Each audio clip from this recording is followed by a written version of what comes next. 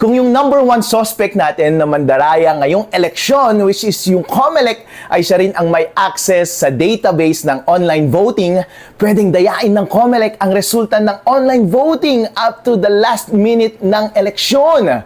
The only way na ma-secure totally ang resulta ng online voting is gayahin yung ginagawa ng mga nangungunang cryptocurrency sa buong mundo, which is lahat ng transaksyon ay cryptographically signed at rinirecord sa blockchain at yung mga database ay decentralized at distributed.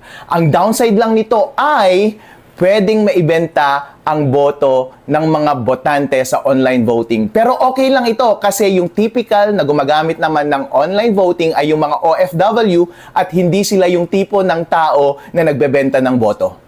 Sabi natin, yung nakita po niya, yung po yung ballot face. Pag pumipili ka kasi, bigla kang papakitaan muna ng ballot face. Ito yung 12 na pinili mo. Actually, merong isang taga-media. Dapat kasi bawal pero sige na lang, hindi na natin para papail. Merong isa kasi nagpadala ng botante sa kanya, pinakita yung ballot face. Ito, yung 12 pinili niya. At ito yung party list na pinili niya. Later on, papakita ko sa inyo para makita nyo. Sila naman, sa kanila naman galing. And therefore, ibig sabihin, pinicture na ng botante yung kanyang balota bago niya i-cast. So, pag pinindot mo na kasi yung cast, mawawala na yon. Bigla na lang papalit doon, yung sa QR code, mabe-verify mo ngayon. Pag pinundot mo yung QR code, yung sa QR code, lalabas ngayon yung mismong ballot ID at saka yung encrypted na script.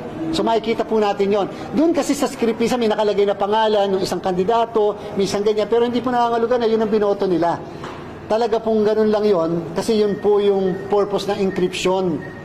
Di po ba? So hindi po yun nangangahulugan na yun po yung binoto nila.